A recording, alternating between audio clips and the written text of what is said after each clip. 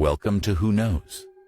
The man in front of you is named Richard, an officer in the American forces, and he passed away in 1978. He said that during an exploratory mission in the North Pole, he found a specific hole. He entered it, and through this hole, he reached a parallel world and saw another realm. He talked about it in detail in his memoirs. Let's take a look. Richard was born in 1888. As he grew up, he joined the American forces and enlisted in the Air Force, participating in many events, wars, and the American military's numerous details. Richard officially retired in 1919. However, the American forces knew he was distinguished in exploratory missions and frequently shared stories like this. So, they brought him back into service and asked him to join a team responsible for carrying out expeditions, particularly in the North Pole. At that time, the concept of exploration, satellites, and an open world wasn't as advanced, so they relied heavily on pilots to venture into these areas, along with some scientists. They would write down the details or observe the situation and provide very precise descriptions to the scientists when they returned. Richard continued on these exploratory missions, and everything seemed fine with no issues. During this period, Richard was used to writing diaries. Anything that happened, he documented in his journals.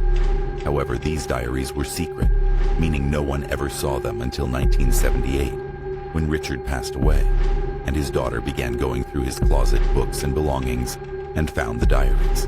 So, what were these diaries about?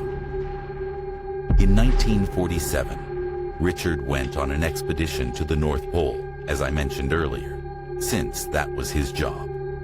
While on the mission, he suddenly entered a black hole, according to Richard's description. Inside this black hole, he began to lose control of the plane, and all the aircraft's controls stopped working.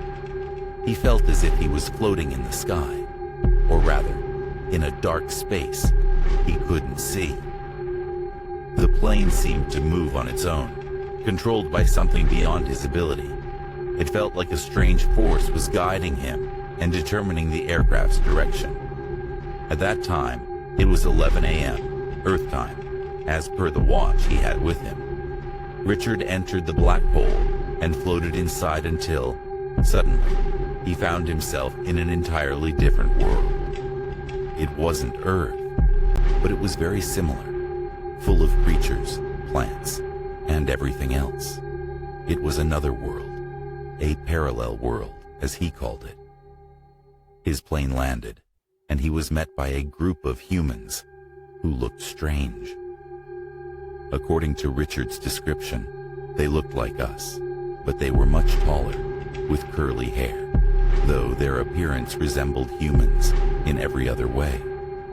Their size, however, was significantly larger. These people took Richard to someone in charge. This person spoke to Richard in our language and told him that he was now in the lower part of the Earth. He explained that their civilization, the parallel one, had tried to communicate with Earth and humans, us, many times. But these attempts always resulted in wars. Humanity would always react with hostility, possibly because we didn't understand that these were merely messages they were trying to send. He couldn't comprehend it. But this person wanted to reassure humans on Earth that there is a parallel world and that they have seen us, but we have not seen them yet. They know how to reach us, but we can only reach them when they control our journey to them. It's a life that mirrors our own. After their conversation, Richard promised he would relay this information when he returned.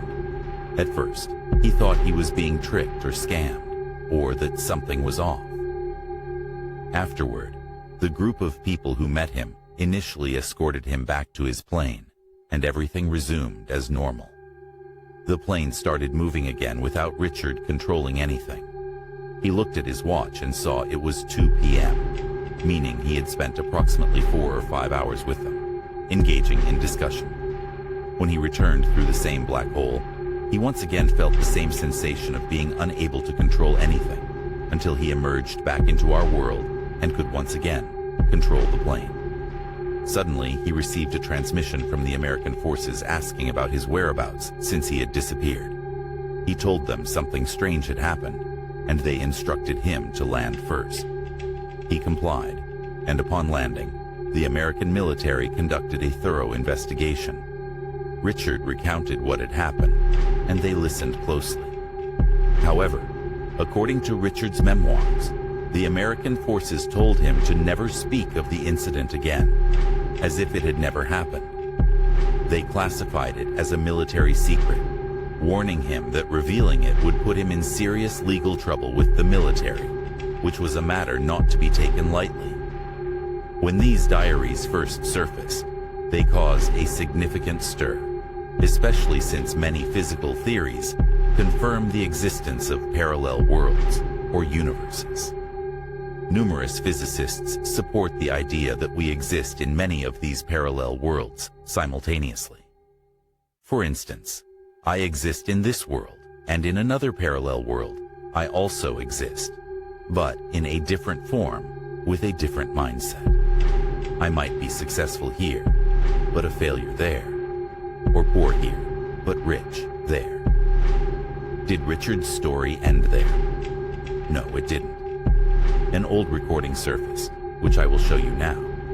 It's part of an interview with Richard, where he tried to talk about the incident, but the media quickly shut it down. Strangely enough, there is left in the world today an area as big as the United States that's never been seen by a human being. And that's beyond the pole, on the other side of the South Pole, from Middle America. And I think it's quite astonishing. They attempted to cover up the story.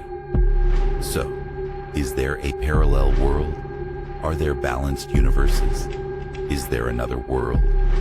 Only God knows. I don't know. But many physicists confirm its existence, and there are many stories that suggest it's real. In the end, only God knows. I just wanted to share Richard's story with you. Don't forget to hit the notification bell and subscribe.